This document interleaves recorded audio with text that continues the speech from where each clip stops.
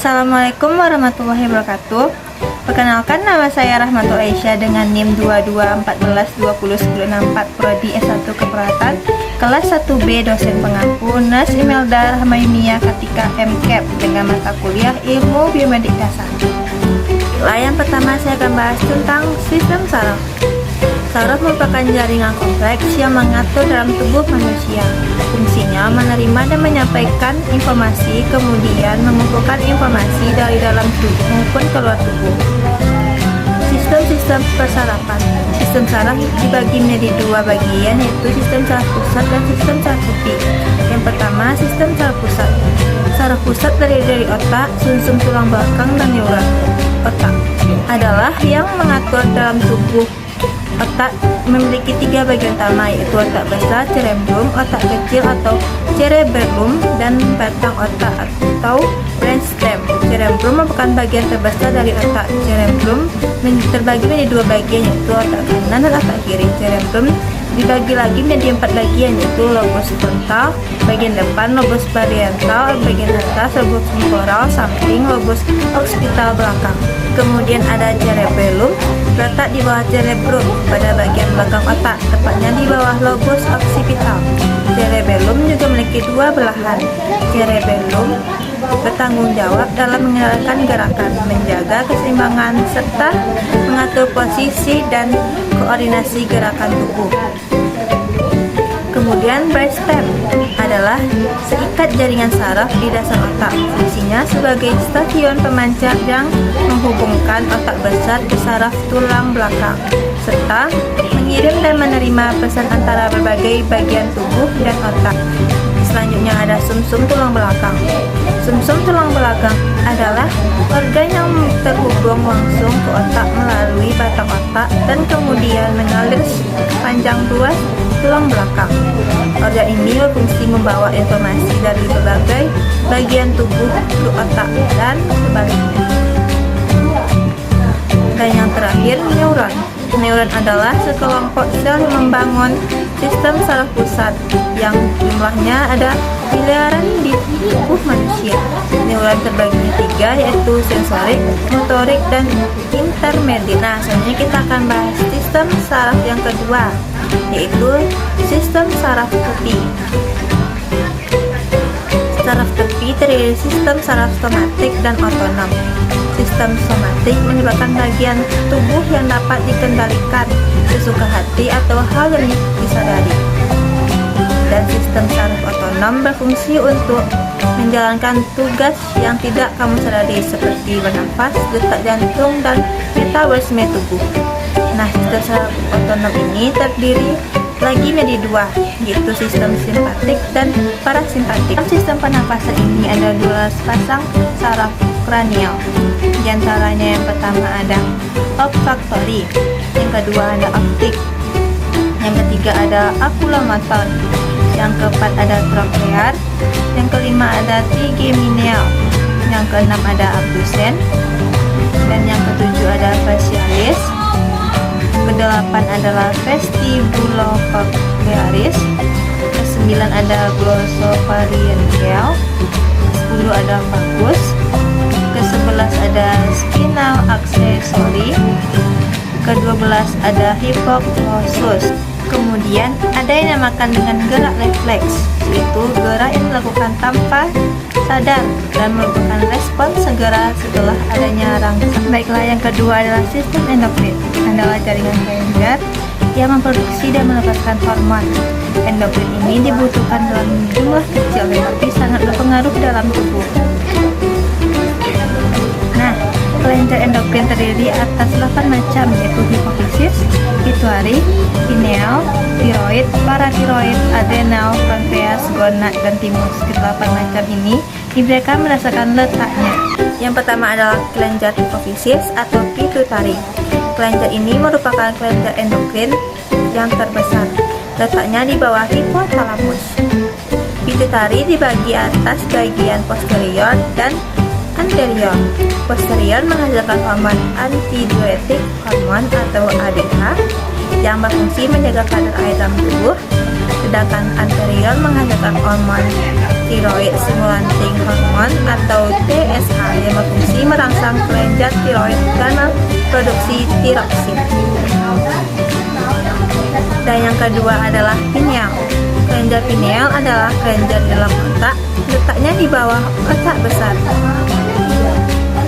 dan menghasilkan hormon melatonin yang berfungsi menimbulkan ngantuk dan mengatur irama tidur alami. Dan yang ketiga adalah kelenjar tiroid, berbentuk seperti kupu-kupu, letaknya di bawah jakun. Kelenjar tiroid menghasilkan 3 hormon, yaitu tiroksin, hidrotironin, dan kalsitonin yang berfungsi untuk proses metabolisme, perkembangan mental, dan menjaga keseimbangan kalsium dalam darah. Dan yang keempat adalah kelenjar paratiroid, letaknya di bawah tiroid, menyekresi 1 hormon saja, yaitu parathormon, yang berfungsi mengendalikan kadar kalsium dalam darah.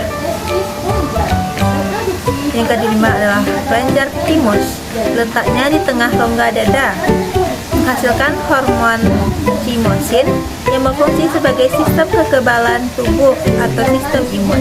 6 adalah kelenjar adrenal. Kelenjar adrenal terdiri atas 2 bagian, yaitu bagian kulit korteks dan bagian dalam medula. Letaknya di tengah bagian depan ginjal. Korteks menghasilkan hormon korteks mineral, glukokortikoid, dan androgen yang berfungsi mengatur reabsorpsi air pada ginjal, mengubah protein menjadi glikogen dalam hati. Glikogen menjadi glukosa dan membentuk sifat kelamin sekunder pria. Sedangkan medula menghasilkan hormon epinefrin dan norepinefrin yang berfungsi mengubah glikogen dalam otot menjadi glukosa dalam darah yang mengatur reaksi tubuh terhadap kondisi stres. Dan yang ketujuh ada kelenjar pankreas. Pada organ pankreas terdapat kelompok kecil sel-sel yang kaya akan pembuluh darah. Letaknya di belakang dan sedikit di bawah lambung dalam abdomen. Menghasilkan 2 hormon, yaitu insulin dan glukogen, yang berfungsi mengubah glukosa ke glikogen dan sebaliknya sehingga kadar gula darah meningkat. Yang ke-8 adalah kelenjar gonad. Kelenjar gonad dibedakan menjadi kelenjar gonad pada wanita dan kelenjar gonad pada pria. Kelenjar gonad pada wanita itu ovarium, sedangkan kelenjar gonad pada pria yaitu testis. Yang A wanita, ovarium mengekspresikan estrogen dan progesteron. Hormon-hormon ini dihasilkan hanya pada wanita yang berfungsi dalam pubertas, fisik wanita, mengatur siklus reproduksi dan seperti siklus menstruasi dan mempersiapkan kehamilan. Yang B pria, testis menghasilkan hormon pria testosteron yang berfungsi dalam pubertas, fisik pria, dan berperan dalam sistem reproduksi. Untuk spermatogenesis, 3 adalah sistem reproduksi adalah kumpulan organ internal dan eksternal yang bekerja sama untuk tujuan proreaksi. Bagian-bagian organ reproduksi. Yang pertama pada pria, organ penyusun sistem reproduksi pria terbagi menjadi 2 bagian, yaitu organ eksternal luar dan internal dalam. Untuk organ bagian luar terdapat penis, skrotum, dan testis. A. Penis merupakan organ eksternal pada sistem reproduksi pria. Fungsinya adalah sebagai jalan keluar urin dan sel sperma. Yang B adalah skrotum, merupakan kantong pembungkus testis. Fungsinya sebagai sistem kontrol suhu pada tubuh. C. Testis, kelenjar reproduksi pada laki-laki serta sperma. Jadi, testis merupakan organ reproduksi pada pria yang menjadi sumber spermatozoa.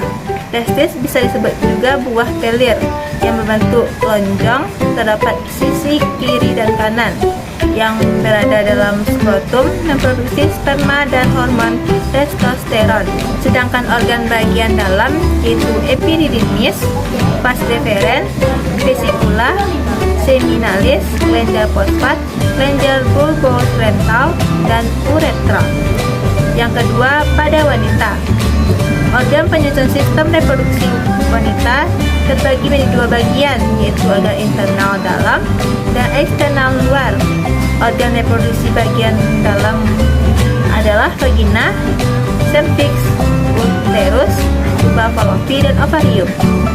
A. Vagina fungsinya menahan penis dan menyimpan semen atau mani, serta tempat keluarnya darah menstruasi dan jalan keluarnya bayi dan jalan masuknya sperma.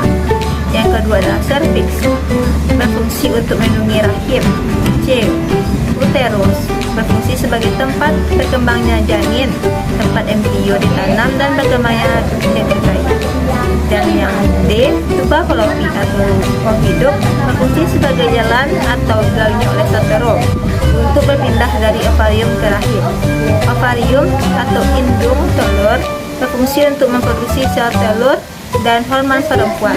Sedangkan bagian luar terdiri dari mons pubis, labia, klitoris, vestibula, glus dan kelenjar bawah polit.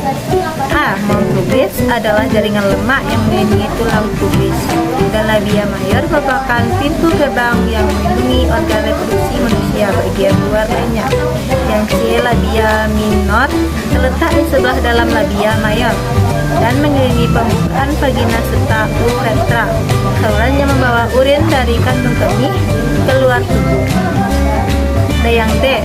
Klitoris tertutupi oleh empatan kulit yang dinamakan prepus, labia, mirror sisi kanan dan kiri, bertemu tengah atas yaitu pada klitoris. Dan yang E adalah vestibular. Lobes adalah dua bagian panjang pada pembukaan vagina yang berisi jaringan eretel. Dan yang F adalah kelenjar polit. Kelenjar ini memiliki ukuran kecil berbentuk seperti kacang yang berada di permukaan vagina. Yang keempat adalah sistem perkemihan.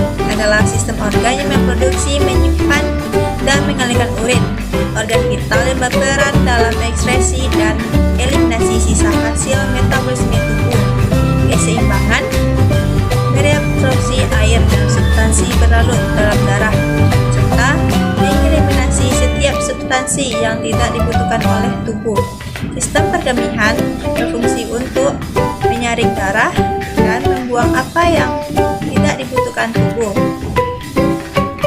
Pada manusia, sistem ini terdiri dari dua ginjal, dua ureter, kandung kemih, dan utera. Pertama, ginjal.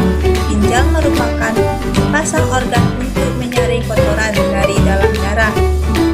Fungsi ginjal dalam sistem perkemihan adalah untuk mengatur keseimbangan asam basa dalam tubuh dan menyaring darah serta membuat urin yang akan dikeluarkan tubuh. Yang kedua adalah ureter, berupa tabung tipis di dalam panggul, berfungsi untuk membawa urin dari ginjal ke kandung kemih. Yang ketiga ada kandung kemih, tempat menyimpan urin yang berada dalam rongga panggul dan bentuk seperti kerucut yang dikelilingi oleh otot yang kuat, berfungsi untuk menahan urin sampai Anda siap untuk mengeluarkannya. Keinginan berkemih dikendalikan oleh sistem saraf otonom. Yang keempat ada uretra, tabung yang membawa urin dari kandung kemih keluar dari tubuh. Jadi urin dikeluarkan melalui uretra. Uretra wanita jauh lebih pendek daripada uretra pria. Wanita hanya 4 cm sepanjang, sedangkan pada pria 20 cm. Fisiologi sistem perkemihan ada 4, yaitu proses filtrasi, abrasi, augmentasi, dan proses regresi. Proses dan cara kerja perkemihan. A. Darah memasuki setiap ginjal melalui banyak arterial kecil. B. Ginjal menyaring darah, memisahkan racun dan nutrisi. C. Vitamin, mineral, nutrisi, dan protein kembali ke aliran darah. D. Produksi limbah dan urin bergerak melalui ureter ke kandung kemih. E. Kandung kemih menyimpan urin sampai waktunya dikeluarkan. F. Urin dikeluarkan tubuh melalui uretra. Yang kelima adalah sistem pernafasan atau respirasi. Adalah suatu proses pengaliran udara yang mengandung oksigen dan mengeluarkan karbon dioksida ke lingkungan. Respirasi dilakukan dengan dua cara, yaitu respirasi dada dan perut. Ada banyak organ yang berperan dalam membantu proses pernafasan. Yang pertama adalah vakum nasalis atau rongga hidung, adalah rongga penciuman, organ terluar yang langsung bersentuhan dengan gas atau udara untuk bernafas. Fungsinya untuk menghirup oksigen, O2, dan sebagai jalur keluarnya karbon dioksida CO2. Rongga hidung berfungsi untuk melembabkan, menghangatkan dan menyaring filter udara yang masuk ke tubuh. Bulu dan lendir mucus di dalam rongga hidung berfungsi untuk menangkap debu, spora jamur, dan zat asing udara. Yang kedua, ada faring atau tenggorokan, merupakan jalur terusan setelah kita menghirup udara melalui hidung. Faring juga merupakan percabangan dua saluran yang menghubungkan mulut dan kerongkongan. Fungsinya sebagai penghangatan, penembakan, menyalurkan aliran dan dari hidung dan mulut ke trakea. Yang ketiga adalah laring atau pangkal tenggorokan yang dikenal sebagai kotak suara, adalah penghubung untuk faring dan trakea. Di bagian ini terdapat titik suara dan bentuk epiglotis yang memisahkan saluran makanan dan saluran udara. Fungsi laring untuk membentuk suara dan menutup trakea pada saat menelan. Epiglotis merupakan tulang rawan elastis yang ditutupi dengan selaput lendir yang terletak pada pintu masuk laring dan dasar lidah. Pada saat bernafas, epiglotis terbuka, tapi saat menelan, epiglotis tertutup laring. Yang keempat adalah trakea.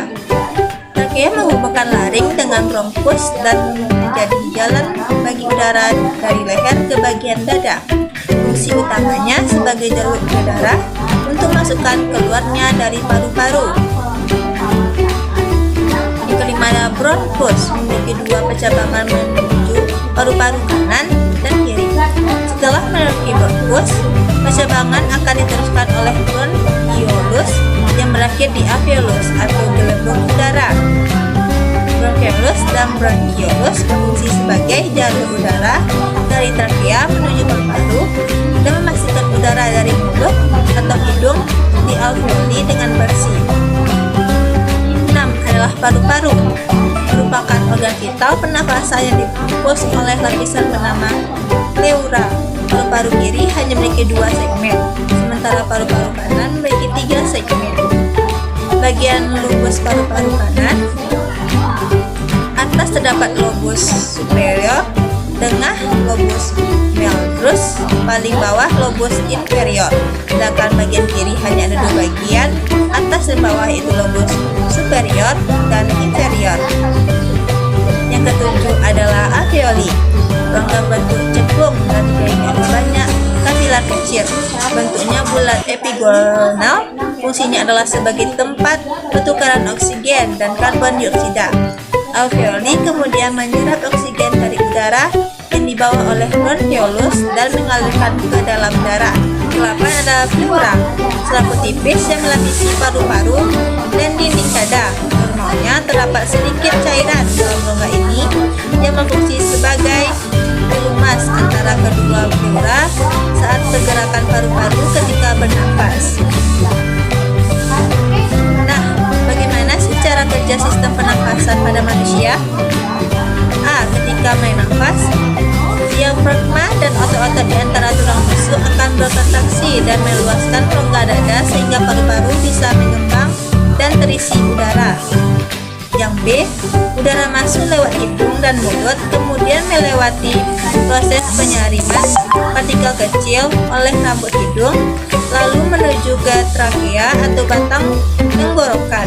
C. Udara dari trakea masuk ke paru-paru melewati saluran pernafasan yang disebut dengan bronkus dan bronkiolus, kemudian berujung di alveolus.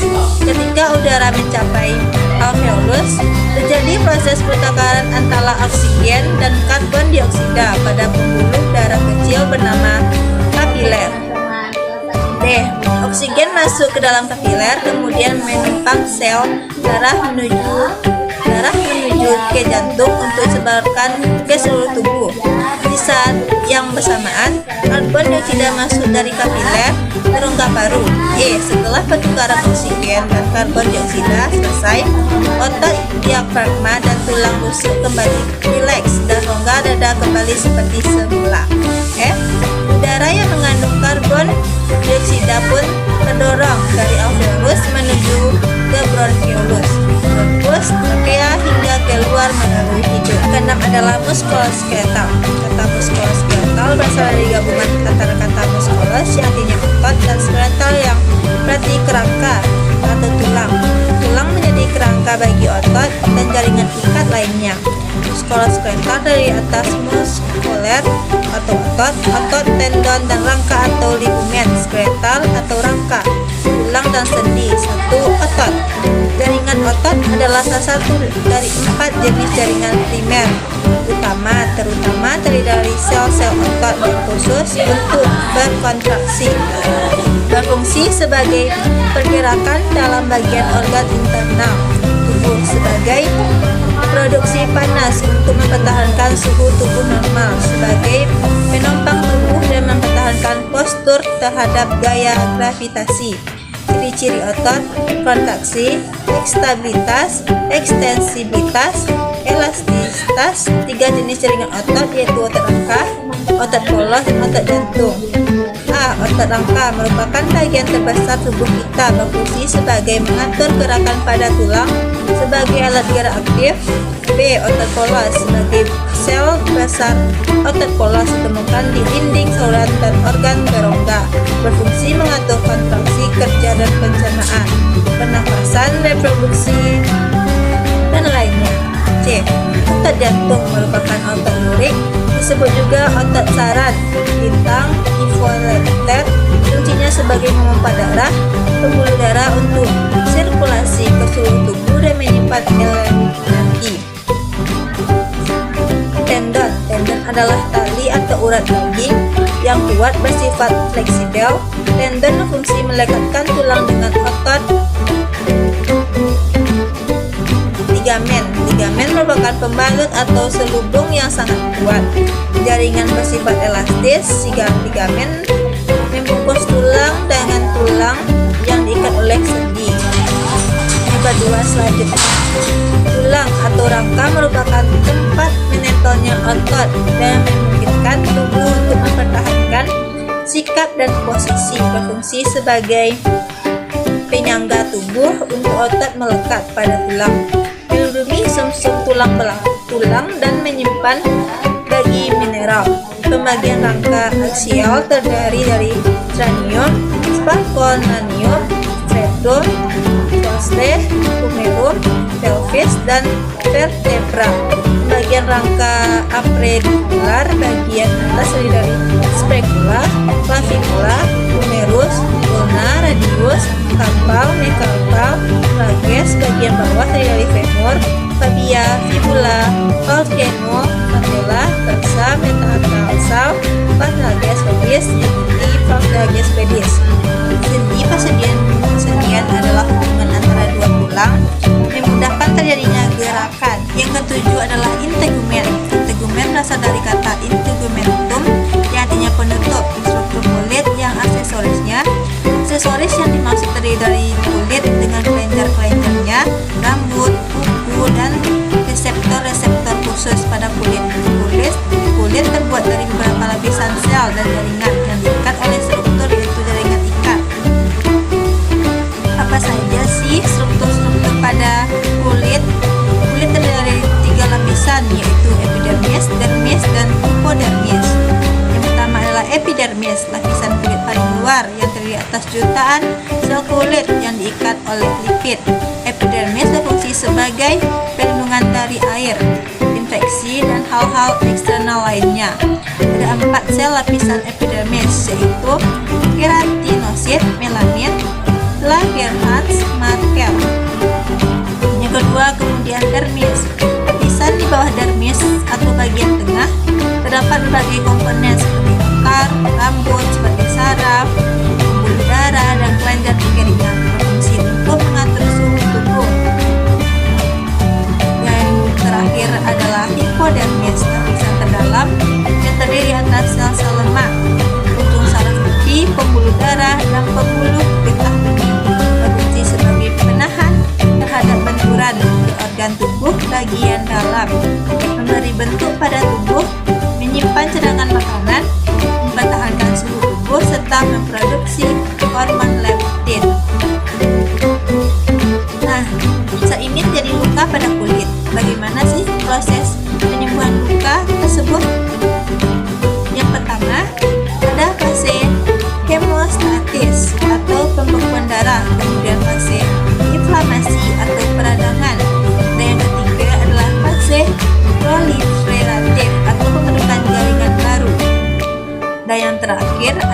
fase pematangan atau penguatan jaringan. Yang ke-8 adalah sistem kardiovaskular, merupakan suatu sistem secara umum yang berperan mengadarkan darah ke seluruh tubuh, sekaligus membawa oksigen dan zat gizi ke semua jaringan tubuh, serta mengangkut semua zat buangan.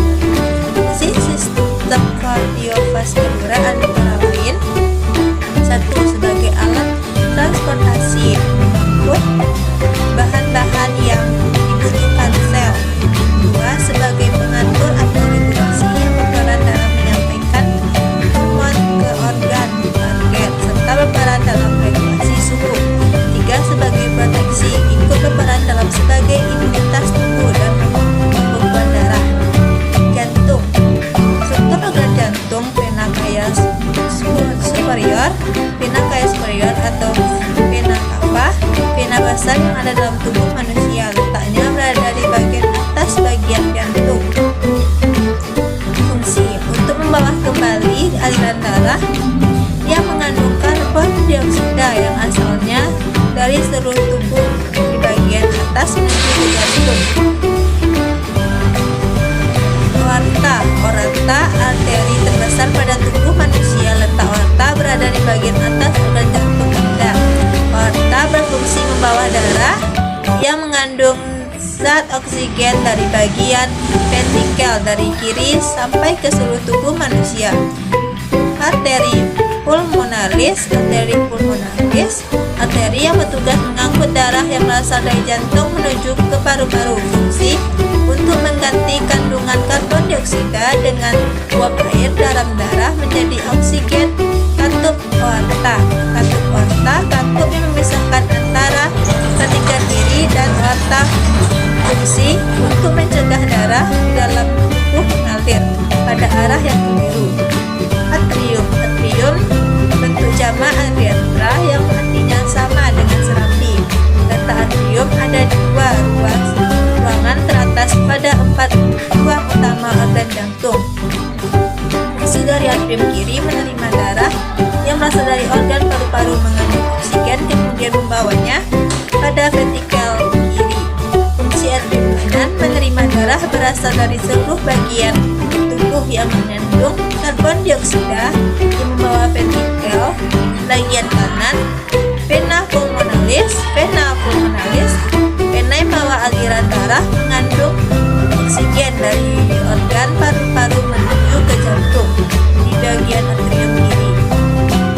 Fungsinya membawa darah mengandung oksigen kembali lagi ke jantung, yang selanjutnya akan diedarkan pada seluruh bagian tubuh manusia. Katup tricuspidalis atau katup tricupit, yakni katup terdiri atas 3 katup. Fungsinya memisahkan atrium kanan dengan ventrikel kanan guna membantu mengalirkan darah sedikit oksigen dari oksigen atrium kanan menuju ventrikel kanan. Ventrikel 2 ruangan kosong dari 4 ruangan pada bagian bawah organ jantung. Ventrikel kiri berfungsi menerima darah dari organ atrium kiri serta membawanya menuju ke seluruh tubuh. Ventrikel kanan berfungsi menerima darah yang berasal dari atrium kanan, kemudian membawanya menuju ke paru-paru. Katup mitral, biskupit atau katup mitral, katup yang memisahkan antara atrium kiri dengan ventrikel kiri. Fungsi untuk mencegah agar darah yang sudah ada pada ventrikel kiri kembali pada atrium kiri. Vena cava anterior dan vena inferior. Vena terbesar dalam tubuh manusia. Fungsinya membawa darah yang berasal dari tubuh bagian bawah menuju atrium bagian kanan jantung.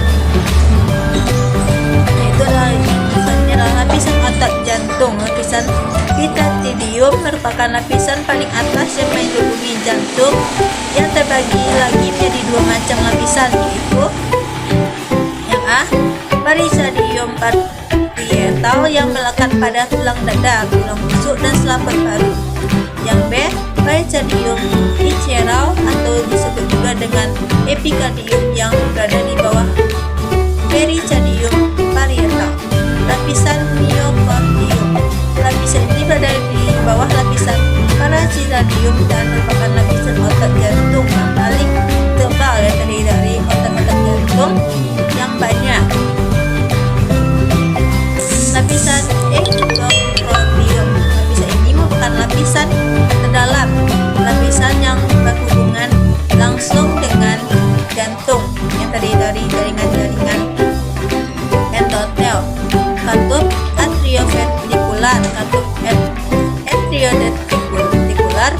berada di antara atrium dengan ventrikel.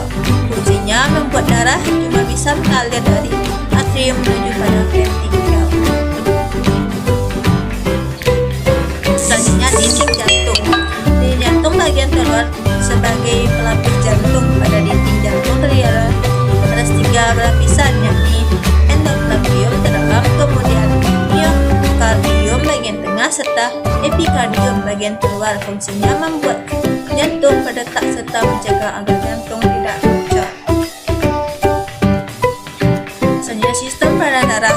Besar adalah sistem peredaran darah yang mengangkut darah yang kaya akan oksigen dari jantung menuju ke seluruh tubuh, kemudian kembali lagi ke jantung.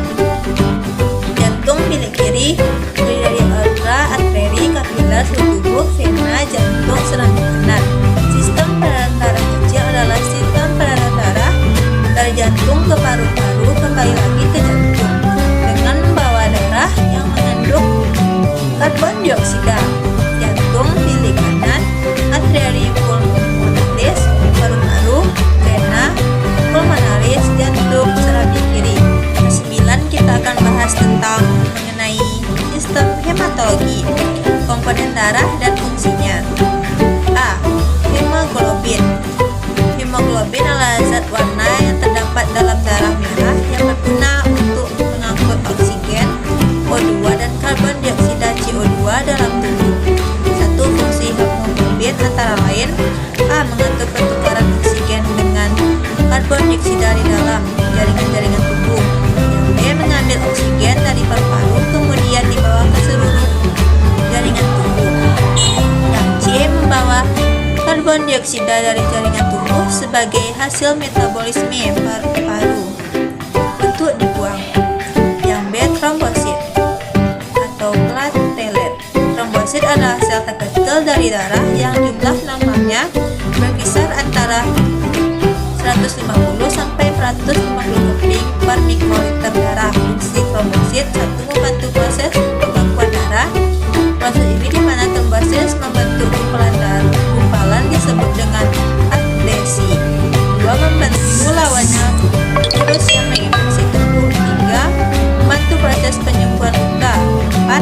Menutup luka dan mencegah darah bocor keluar. Yang C. Eritrosit atau sel darah merah. Eritrosit adalah kepingan darah yang berbentuk bulat dan sedikit ceruk di tengahnya, agak mirip donat. Eritrosit atau sel darah merah memiliki tugas penting sebagai membawa oksigen dari paru-paru menuju ke seluruh bagian tubuh. Jumlah eritrosit normal pria 4,7 sampai 6,1 juta per mikroliter darah. Yang kedua wanita 4,2 sampai 5,2 juta per mikrodarah. Ketiga anak-anak 4 sampai 5,5 juta per mikrodarah. D. Leukosit atau sel darah putih. Leukosit atau sel darah putih ini merupakan bagian dari sistem kekebalan tubuh yang berfungsi untuk melindungi diri dari infeksi atau penyakit. Jumlah leukosit normal berbeda-beda pada setiap usia. Kondisi normal kadar leukosit orang dewasa adalah 3.500 sampai 10.500 per mikroliter sel darah. Yang E. Imun atau imunitas. Imunitas atau kekebalan tubuh adalah kemampuan organisme multisel untuk melawan mikroorganisme berbahaya atau pertahanan. Ada 3 jenis imun. Yang pertama imun alami, yaitu imun yang sudah ada pada manusia sehat. Yang kedua imun buatan, yaitu imun yang ada karena adanya rangsangan seperti setelah pemberian vaksinasi. Yang ketiga adalah imun pasif, yaitu imun yang terjadi karena infeksi, antibiotik dan serum. Baiklah, di materi terakhir saya akan bahas tentang sistem pencernaan. Adalah proses yang dilakukan oleh sistem organ pencernaan untuk mengolah makanan agar diserap nutrisinya dan diubah menjadi energi. Yang pertama ada mulut. Proses pencernaannya dimulai dari mulut, di mana pencernaan kimiawi dan mekanik menjadi yang dibantu oleh organ aksesori yaitu lidah, gigi, dan kelenjar air liur. Mulut berfungsi untuk mengunyah makanan menjadi lebih halus sebelum ditelan. Yang kedua ada kerongkongan atau esofagus. Kerongkongan merupakan saluran yang menghubungkan mulut dengan lambung. yang terletak di antara tenggorokan dan lambung. Yang ketiga ada lambung. Lambung merupakan organ yang berukuran sekitar 2 kepalan tangan yang terletak di antara kerongkongan, dan usus halus di bagian atas perut. Zat-zat yang dapat diserap di lambung hanyalah air dan alkohol, sedangkan zat-zat makanan yang lain harus menjalani proses pencernaan. Yang keempat ada usus halus. Dinding usus melepaskan lendir yang melumasi isi usus dan air yang membantu melarutkan pecahan-pecahan makanan yang dicerna. Dinding usus juga melepaskan sejumlah kecil enzim yang mencerna protein, gula, dan lemak. Lapisan usus halus terdiri dari lapisan mukosa sebelah dalam, lapisan otot melingkar, lapisan otot memanjang, dan lapisan serosa. Usus halus terdiri dari 3 bagian, yaitu 12 jari, duodenum, usus kosong duodenum, usus penyerapan ileum. Dan yang keempat ada usus besar. Usus besar berbentuk huruf U terbalik yang berada di atas usus halus, dimulai dari sisi kanan di bawah tubuh, lalu berakhir di sisi kiri di bawah tubuh. Usus besar berukuran sekitar 5-6 meter yang terbagi menjadi 3 bagian, yaitu cecum, kolon, dan rektum. Yang kelima ada rektum dan anus. Rektum akan sementara menampung feses sebelum dikeluarkan dari tubuh.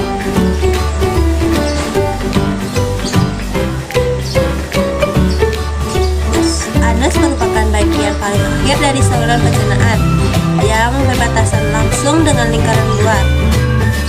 Metabolisme. Metabolisme adalah satu proses kompleks perubahan energi yang panas melalui proses fisika dan kimia. Metabolisme dibagi menjadi 2. Yang pertama adalah katabolisme. Katabolisme memiliki 2 fungsi. Yang pertama sebagai penyedia bahan baku satu proses sintesis yang dilakukan molekul lain. Yang kedua sebagai penyedia energi yang diperlukan saat aktivitas sel langsung.